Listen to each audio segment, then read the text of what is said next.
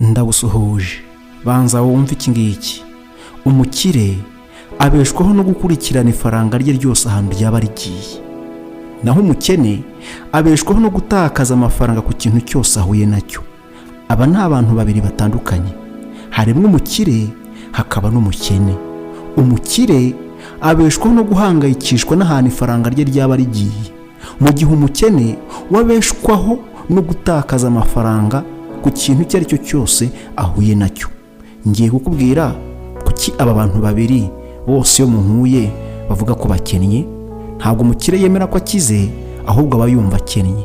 N'umukene nawe ntabwo yumva ko akize, aba yumva ko akennye. Bose bitwa ko ari abakene. None ni gute wamenya umukire uwo ari we? Ni ryari wowe uzemera ko uri umukire? Ese ni ibihe bimenyetso bigaragaza umukire? Ngiye kukubwira ibintu bibiri bigaragaza umukire. Nusanga ufite kimwe uraba uri umukire, nusanga nta na kimwe ufite uraba uri umukene. Weho umushyashya ukigera aha ngaha, kora subscribe, like, share ndetse na comment, kuko ntanga ibyigisho byiza byakugira inama mu buzima bwawe. Ejo rero ushobora kubikurikirana, ariko niba wakoze subscribe bizakugereraho ku gihe, uzayibona mu ba mbere. Kandi nanjye urampaye inkunga, ariko nutayikora ntabwo ibyigisho nguha uzabasha kubibona. Rero kora subscribe we mushyashya, nawe usanzwe reka dukurikirane iyi nkuru, wimenye neza niba ukize cyangwa se niba ukennye. Nusanga ukennye urawuboneyeho kugira ngo uzigame bino bintu bibiri nkubwiye. Nushaka uzigame mu kimwe, kuko nicyo kizaba urufunguzo ruzakugeza ku bukire kandi bw'iteka ryose. Rero dore ikintu cya mbere ugomba kumenya mbere y'ibintu byose, banza umenye business ufite business zingahe. Umukire kugira ngo umenye kukize ni uko ufite business nibura 3, cyangwa se ufite imishinga 3 kandi ikwinjiriza. Iyo ufite business imwe isaha n'isaha, uba uri mu kigero cyangwa se uba uri mu gihe cyo gushobora guhomba ugahita usubira mu bukene. Uriya business imwe ntabwo uba uri umukire, kuko isaha n'isaha ibintu bishobora guhinduka ugasubira mu bukene. Niba uri umukire umwumva ko ufite amafaranga, winjiza amafaranga ashoboka menshi, ariko ufite business imwe, byanze bikunze urimo uriyegereza n'ubukene. Muri make ubukene buba buri kukwiyegerezaho cyane, cyangwa se buri kugukomangira isaha n'isaha. Ushobora gucunga gatoya cyane bya bintu byose ari ufite bikaguhombya. Umuntu wigeze kutwigisha yamfashije muri rino somo, yaravuze ngo wenda nawe ushobora kuba ukunda kuwumva uvuga ngo ntukajye ushyira amagi ahantu hamwe, cyangwa se ntukajye ushyira amagi mu kuboko kumwe. Nuko nguko yatubwiye, ntukajye ushyira amagi mu kuboko kumwe, kuko ushobora gutsikira ukagwa, kwa kuboko ukakugwira, ya magi yawe yose ari menshi ukayamenera rimwe. Ariko iyo wayabitse mu maboko abiri, urugero niba ufite amagi mu kuboko kumwe n'andi magi ukayashyira mu kundi kuboko, nugwira ukuboko kumwe ayo mu kundi kuboko arasigara. Ariko nuyashyira ahantu hamwe urayagwira yose ameneke. Rero na business, nugira business imwe ishobora kuguhombya ugasubira mu bukene, ariko nugira business nibura zirenze 2. Impamvu mvuze 2 ni uko n'ebyiri nazo ushobora kurangara ukirara ugasigara usigaye kuri imwe, ejo bikarangira usigaye noneho wasubiye mu bukene. Ntabwo business imwe cyangwa 2 wakwizera ko izo business zizagutunga mu buzima bwawe bwose. Ariko iyo ufite business nibura 3, reka tuvuge 3, uzibara neza, uzi ko ziri kukwinjiriza, waraziteguye, zikumereye neza, uri kuzicunga, aya mafaranga uzavanamo imwe nihomba, ngenzi zayo zizayibyutsa, nibyanga n'ubundi zagenda zivuguruzanya. Ariko nugira imwe, byanze bikunze izahomba, kandi utagifite ahandi hantu wahera kugira ngo ujye kongera kuyizamura. Ni hahandi uzabona umuntu afite amafaranga uyu munsi uramubona nk'umukire, ejo ukamusanga yakennye. Impamvu ni uko yacungiraga ku kintu kimwe, isaha n'isaha rero gishobora guhinduka, byose bikongera bigasubira hasi. Ariko iyo afite 2 cyangwa 3 ntabwo ashobora guhomba ngo asubire hasi, kuko hari yongera ikamubyutsa. ubanza ubyumve neza. Niba ufite nimba hari urugero rw'amagi, niba ufite amagi mu kuboko kumwe, niba ugiye kuyagwira ukaramira kamwe andi akameneka, yandi abiri urayasigarana, nibura asigara yakuzamura cyangwa se aguha sapoti yo kongera gukora ugasubira ku murongo. Bizinesi imwe nuramuka uyikoze uzaba uri tayari yo gusubira mu bukene. Ariko nugira ebyiri, nabwo ebyiri bizagusaba kwihangana no kwizirika, kuko imwe yahombye wongera usubire ku murongo. Ariko nugira intege nkeya, byanze bikunze uzarangira usubire mu bukene. Rero nugira eshatu, iya gatatu imwe ikavamo, ebyiri zizayizamura kuko uzaba umaze kubibona. Rero niba izi bintu ubifite cyangwa se uzi umuntu ufite bizinesi zirenze ebyiri, uyu muntu ni umukire. We turi kuvugana, niba zino bizinesi uzifite zirenze ebyiri, uri umukire. Naho niba ufite imwe ikaba yinjiza, nishaka ibe yinjiza 100,000 ku munsi, nishaka ibe yinjiza 1,000,000 ku munsi, ariko ufite bizinesi imwe, tayari uturanye n'ubukene isaha n'isaha. Ubukene buri kugushimashima, ubukene buri kukwagaza, nuramuka ubwemereye bukakugeraho, tayari ntabwo buzongera gusohoka. Muzaba mwigumaniye, kuko ubukire bwataka ako kanya, ubufata ako kanya, n'ubukene burekereje. Ubundi bino bintu bibiri ni nk'icyiza n'ikibi. Icyiza kirabiha, tujye tuvuga ko kibiha, naho ikibi kiraryoha, icyaha kiraryoha, naho kwihangana biravuna. Rero iyo wihanganye bikakuvuna, niko n'ikibi nacyo kiba gishaka kwinjira. Niba ufite ubukire ukaba uri kwihangana, uri kwizirika ku bukire kugira ngo ukunde ubugereho, buraguhangayikisha, wabuze amahoro. Hanze hari ubukene nabwo buba buri gushaka kugusanga, buba bwabuze ahantu bumenera. Rero iyo ubuhaye urwaho burinjira kandi ntabwo bwongera gusohoka. Reka rero nkubwire ikintu cya kabiri kigaragaza umuntu w'umukire. Niba kino kintu ugifite, uri umukire. Icya kabiri kiravuga ngo sevinga imitungo yinjiza, cyangwa se gusevinga imitungo yinjiza. Niba hari umuntu uzi cyangwa se wowe ufite imitungo, ukaba uhora uyigura uyibika ikakwinjiriza kandi itakuvunnye. Hari abantu bagura imitungo, ukagura amazu, se ni urugero, ukagura amazu agakodeshwa, icyo gihe ni imitungo iri kukwinjiriza.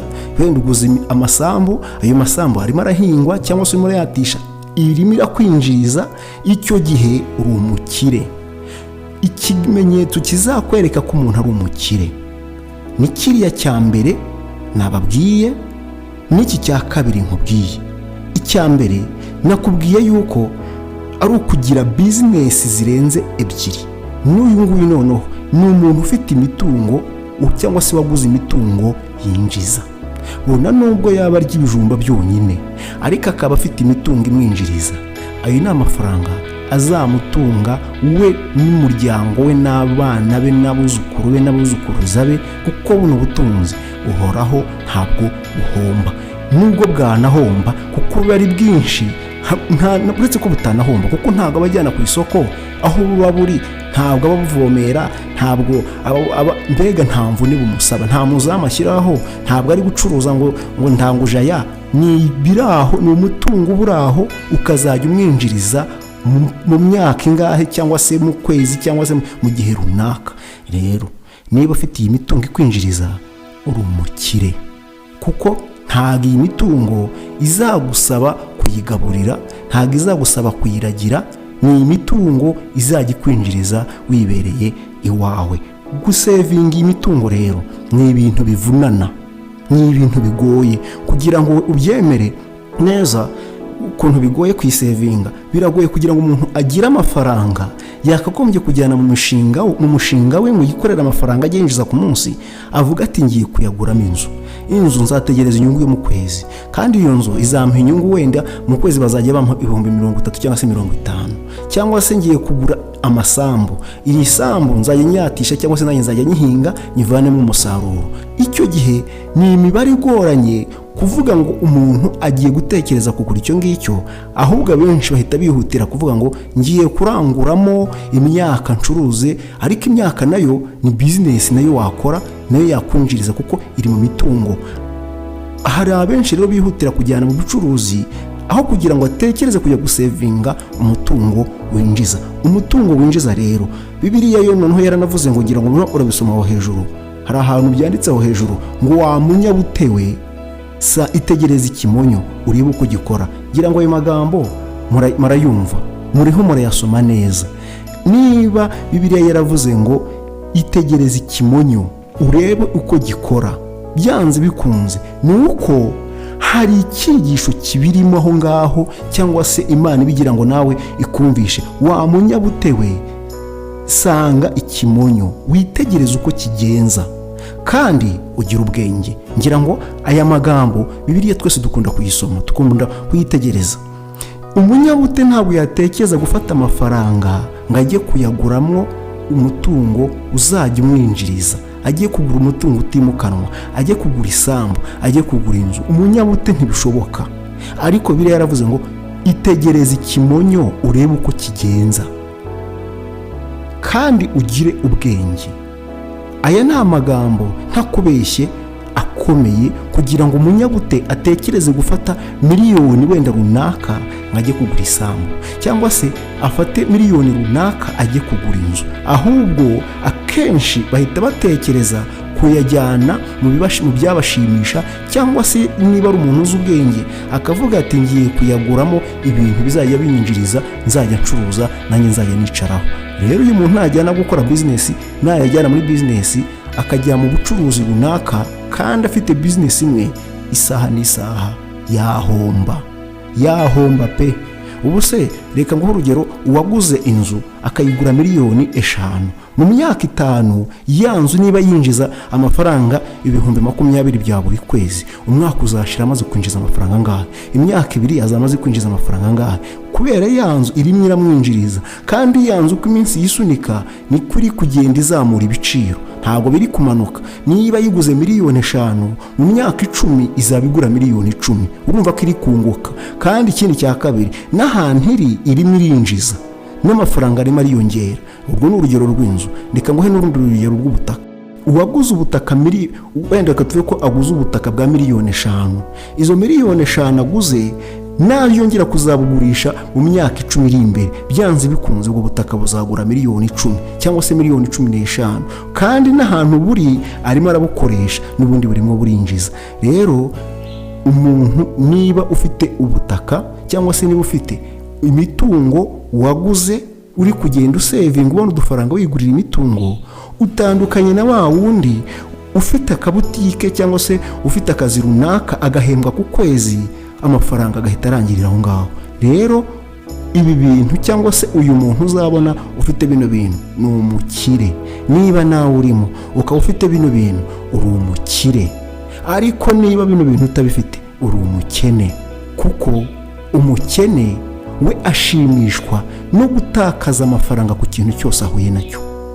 Byanze bikunze aya mafaranga iyo yabonye, udufaranga ubonye, ikintu cyose uhuye nacyo uhita ukigura. Wihangane reka mbivuge gutyo, kuko hafi ya twese turi abakene. Kuko umuntu utekereza kugira bizinesi zirenze 3 rwose ni bake cyane, ni 1%. Kandi kugira ngo ubone nanone umuntu wiyemeza agafata amafaranga ye akajya kuyagura imitungo izajya imwinjiriza, ni 1%. Rero reka twemere ko abakene batunzwe cyangwa se bashimishwa no gutakaza amafaranga yabo ku kintu cyose bahuye nacyo. Niba afite amafaranga miliyoni, byanze bikunze ari umukene. Aravuga ati reka ngende niguriremo akantu runaka, ngende nguremo iki. Wenda urugero, reka tuvuge ko abonye miliyoni, ashaka gukora business, aragenda arangura akabutike. Najye nagacuruza akabutike, mu gihe cy'ukwezi kumwe kariyongera. Nikiyongera aratangira yirari ko ubukene yabusezeyeho byarangiye, yakize. Niyishyiramo ko yakize rero, ni hahandi atangira kwirata, wenda atangire gukora nabi. Niba yazindukaga agakora saa 12 za mu gitondo, azinduka ajya mu kazi kubera icyo kintu, none haratangira azinduke aze mu kazi, ajya mu kazi saa 6. Urumva yatangiye kwirara, kuko azi ko amafaranga ayabona uko byagenda kose nayo afite amuhagije. noneho kwa kwirara ejo azabura abakiriya, nabura abakiriya na ba bandi bose na bya bindi byose bitangira n'ibihombo kugira ngo azongere kubona igishoro cya miliyoni yongere ajye gutangira ya butike bizagorana. Rero umukene ashimishwa no gutakaza amafaranga ye ku kintu cyose ahuye nacyo, kuko no kurya birahinduka, ahita atangira kurya neza kuko azi ko yabonye twa dufaranga. Naho umukire we ashimishwa cyangwa se ahangayikishwa no gucunga udufaranga twe twose ahantu tugiye. Ubona nubwo cyaba igiceri cy'ijana, umukire kiramuhangayitsa kikamuvuna, akarara adasinziriye kubera rya jana, kandi mu buryo utatekereza. Impamvu ni iyihe? We aba ashaka kwinjiza aho kugira ngo asohore, mu gihe umukene we aba ashaka gusohora aho kwinjiza. Aho niho batandukaniye. Weho niba uzi ko ujya ubona amafaranga ukumva wakwirira, cyangwa se ukumva wayaguramo ikintu runaka, cyangwa se ukumva ndetse rimwe na rimwe hari n'abayabona mu gihe wenda yagira nk'ibihumbi 100 mu cyumweru kimwe akaba yayamaze. Abo ngabo tujya tubabona wenda natwe bijya bitubaho, ariko niba ubikora menya ko uri umukene. Ariko noneho umukire we ahora ahangayika avuga ati mana, noneho ndashaka amafaranga uyu munsi mbona ibihumbi 20, yabibona ejo mana ndashaka noneho mbona ibihumbi 30. Muri make arimo arahangayikishwa no kwinjiza amafaranga aza, aho kugira ngo ayatange we arimo arashaka amafaranga yinjira aza. Niba umeze gutyo uri umukire. Ariko niba umeze nk'uriya tumaze kubona, ukirira amafaranga rwose ukavuga nta myaka 100 n'ubundi ni hahandi hanjye, n'ubundi se ubundi naba ntariye nkakora. Abenshi dukunda kuvuga ngo utariye ntiyakora.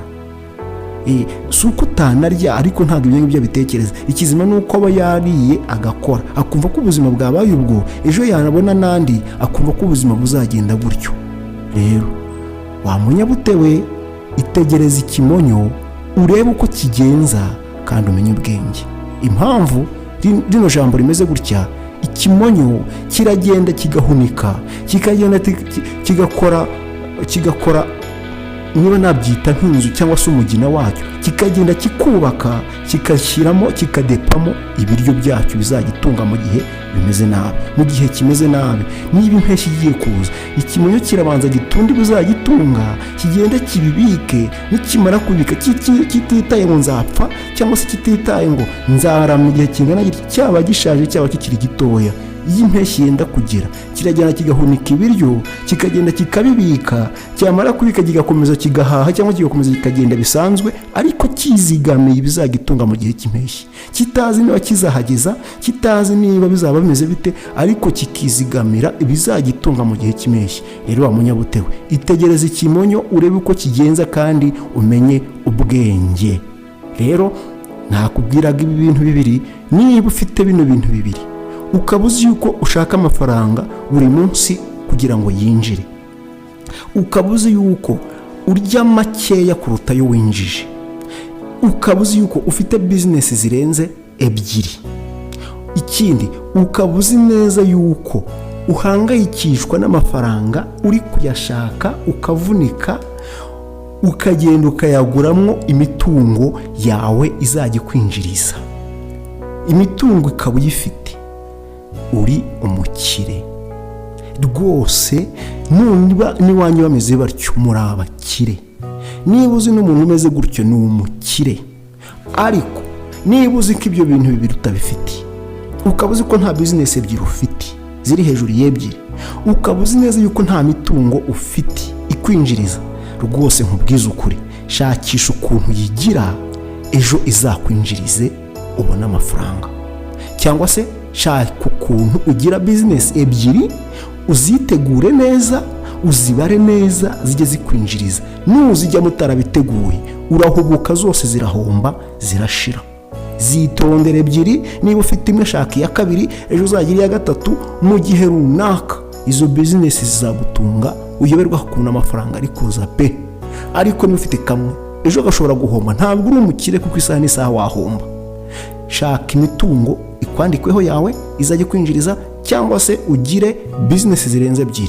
Ubundi nizo nama nakugira. Rero reka mushimire muntu wanjye, nizere ko wakoze subscribe, ngiye nzajya mbaha utuntu k'ubwenge. Nzajya mbaha ibyigisho by'ubwenge, ntabwo nzabishyuza, nta kintu muzampa icyo musaba. Subscribe ubundi ukurikire ibiganiro byanjye byose bijye bikugereraho ku gihe. Ndagushimiye rero, uri umuntu w'agaciro. Bye bye.